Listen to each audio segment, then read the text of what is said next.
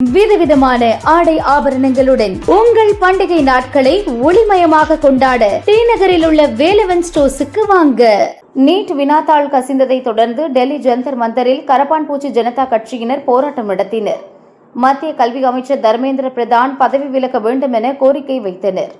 20 நாட்களுக்கு மேலாக நடந்த போராட்டத்தில் ஜூலை 20ஆம் தேதி வன்முறை வெடித்தது. போராட்டத்தில் கலந்து கொண்ட சமூக விரோதிகள் நடத்திய தாக்குதலில் போலீசார், துணை ராணுவ படையினர் என 100க்கும் மேற்பட்டோர் காயமடைந்தனர். இதன் பிறகே இந்த போராட்டத்தில் கலந்து கொண்ட பல்வேறு தரப்பினரின் மர்மமான பின்னணி பற்றி தகவல்கள் வெளியாக தொடங்கின. போராட்டத்தில் கலந்து கொண்டவர்களில் 2500க்கும் மேற்பட்டோர் குற்ற பின்னணி கொண்டவர்கள். வன்முறையில் ஈடுபட்ட 989 பேரில் 101 பேர் கொலை குற்றவாளிகள் என்பது தெரியவந்தது. தேச விரோதிகள், நாட்டின் வளர்ச்சியை விரும்பாத அந்நிய சக்திகளின் தூண்டுதல் பெற்ற பலர் மாணவர்கள் போர்வையில் போராட்டத்தில் பங்கேற்றதும் தெரியவந்துள்ளது. இது மட்டுமின்றி துபாயில் இருந்து கேரள தொழிலதிபர் ஒருவர் ஆட்களை அனுப்பி வைத்ததும் இப்போது அம்பலமாகியுள்ளது. துபாயை தலைமையிடமாக கொண்ட அப்ராகோ ஃப்ரீட் கம்பெனி என்ற சரக்கு போக்குவரத்து நிறுவனம் சிக்கியுள்ளது. டெல்லியில் நடந்த போராட்டத்தில் பங்கேற்பதற்காக மலையாளி ஊழியர்கள் 23 பேரை இந்த நிறுவனம் இந்தியாவிற்கு அனுப்பியுள்ளது. அந்த நிறுவனத்தின் உரிமையாளரான முகமது ஷாஜி கேரளாவின் நிலம்பூரைச் சேர்ந்தவர். தன்னிடம் வேலை பார்க்கும் ஊழியர்களுக்கு விமான டிக்கெட் எடுத்துக் கொடுத்ததுடன் தங்குமிடம் மற்றும் உணவுக்கான செலவு தொகையும் கொடுத்து அனுப்பியுள்ளார். போராட்டங்கள் முடியும் வரை டெல்லியிலேயே தங்கியிருக்குமாறும் அனைத்து செலவும் தன்னுடையது என்றும் கூறி அவர்களை அனுப்பியுள்ளது தெரியவந்துள்ளது.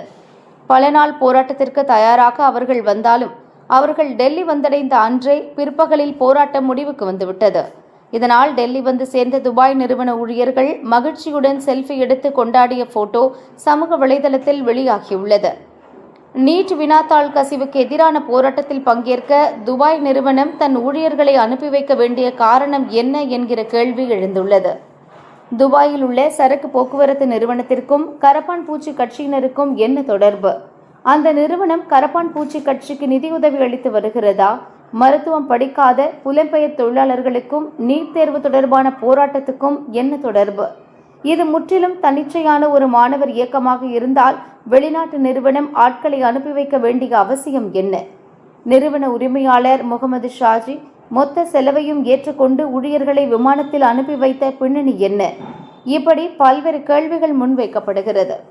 புலனாய்வு அமைப்புகள் உரிய விசாரணை நடத்தி ஊழியர்களை போராட அனுப்பிய துபாய் நிறுவன பின்னணியை கண்டறிய வேண்டும், தகுந்த நடவடிக்கை எடுக்க வேண்டும் என்று பல்வேறு தரப்பினரும் வலியுறுத்தி வருகின்றனர்.